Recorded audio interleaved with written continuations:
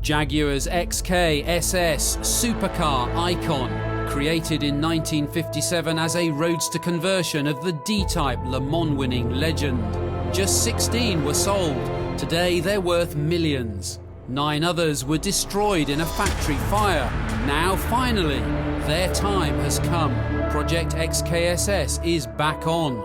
Join me, Mark Evans, behind the scenes as the missing big cats are born again. Assembly begins. Engineers now have 7 weeks to build the XKSS.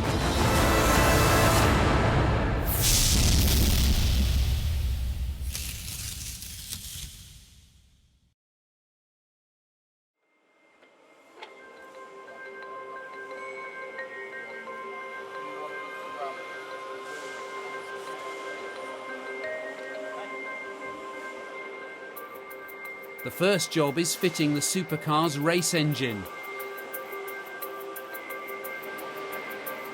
And it's a tight fit.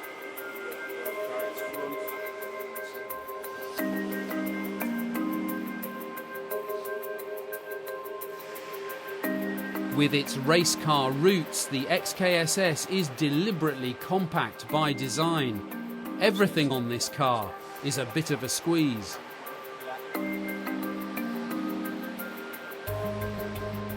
The front mount's quite tricky to fit, and the rear mount's a lot easier. Just being careful not to damage the frame as well that we've just fitted on top of the engine. The engine is delivered pre-built from a specialist workshop, but there are over 650 other parts that need to be assembled here on site. Quality is very, very good so far. I mean, we've not really encountered any poor quality parts. So, yeah, it's all going together quite nicely. Back in 1957, the XKSS was one of the world's first production cars to be fitted with aircraft-inspired disc brakes.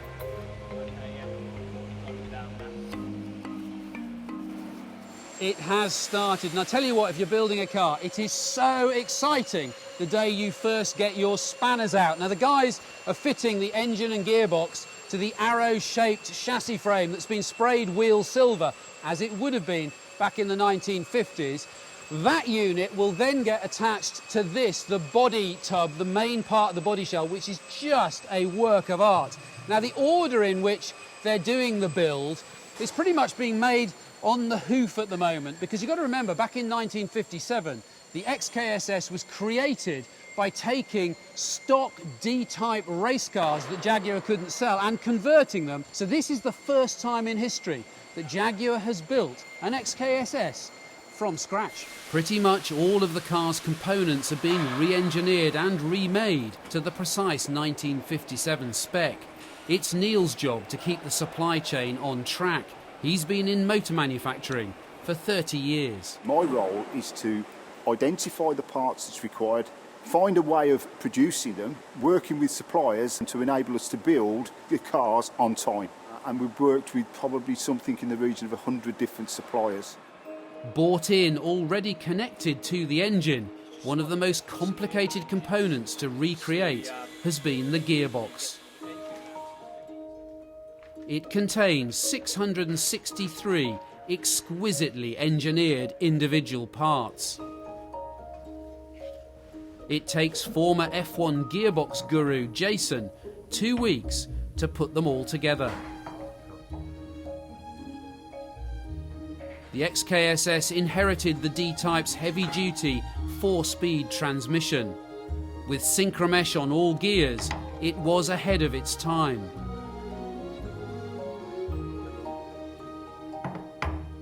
There are 2 sets of gears carried on a lay shaft and a main shaft, the trickiest part of the gearbox to assemble and set up.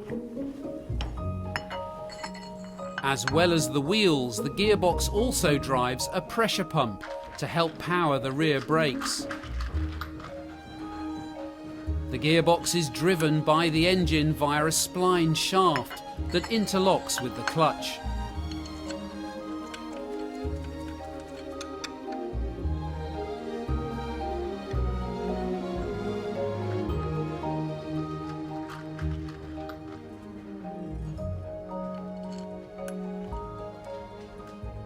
Topping it off, the gear selector mechanism.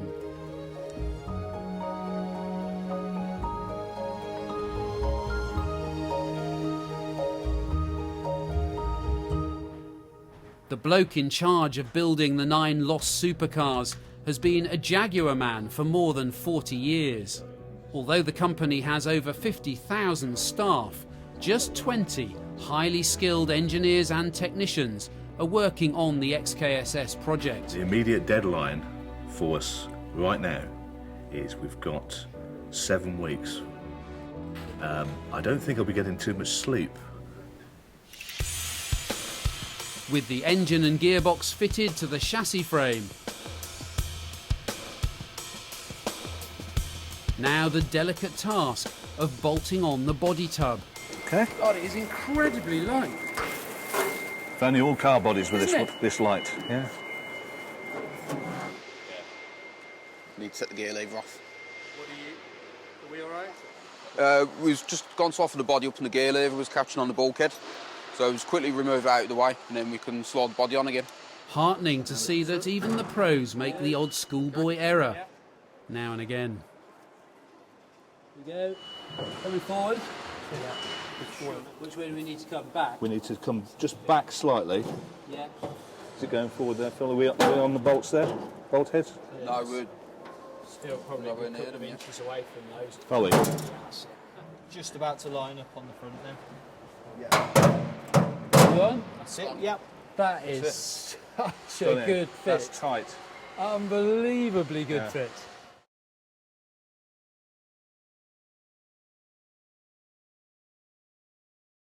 Don't panic, we haven't dismantled it again. This is the body tub from car number 2, and this is its engine and gearbox. As you can see, things are moving on.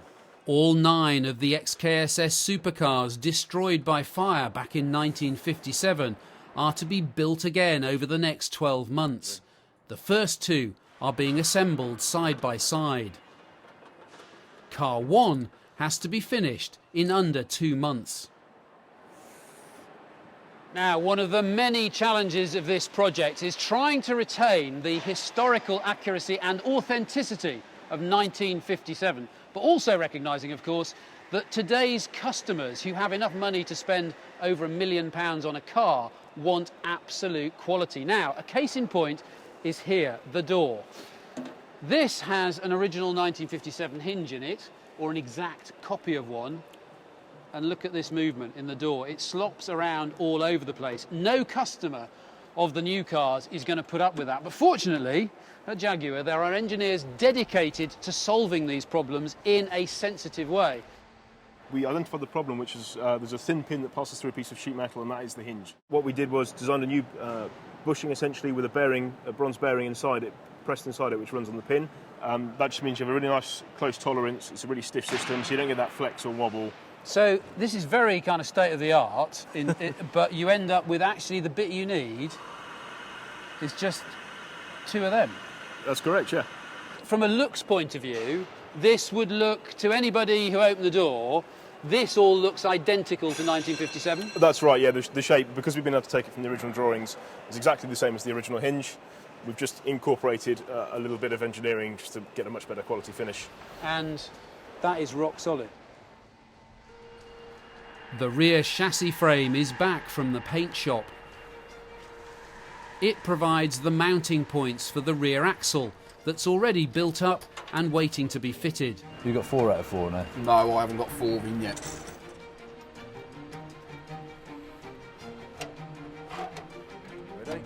And here's another challenge. There's no build manual.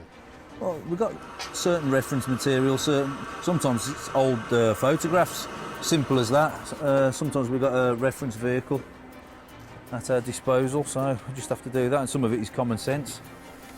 And then, but we're still learning, you're still seeing whether certain things go in the right order. We build it one way and they think, no, it would have been better if we'd have done that first and then that. So it's a learning curve. With temporary tie bars attached to locate the heavy-duty axle, twin suspension dampers are fitted. It's the end of week 2 and the supercar is taking shape, but they've done all they can here for now.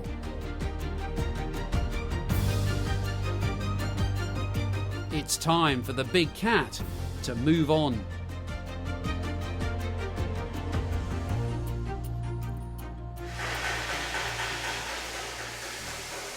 It's great to see this car on its wheels, although these are only dummies at the moment. Now, the whole purpose of their efforts over the next 2 or 3 days are to get this car absolutely perfect before it goes to paint. One of the really important jobs is to fit the bonnet. Derek, can I just move you out for a second? At this stage, they've now got the engine in, they've got weight in it, and the chassis will have flexed slightly. So this is the time when you trim up the edge of the bonnet here to the sills to get a perfect panel gap. This is a very, very tightly skinned car. It's almost like it's been shrink wrapped. Issues with the bonnet fit are threatening to delay the build, so the Jaguar team has come over for a crisis meeting with the metalworkers. But I think we can do that, and that just gives us that gap through there, which gives us the better wheel articulation. It's becoming clear that recreating the XKSS from scratch is going to be an even bigger technical test than anyone expected. I think my biggest concern is trying to get all of the parts that we want assembled on a very, very complex car to the quality expectations that I have. So if we don't achieve that, essentially we've failed, and I don't like failing. I really feel for their frustration. You can see it on their faces because they want this car to be micron perfect. They are precision engineers, but this is a hand-built car, and for me that's the whole point.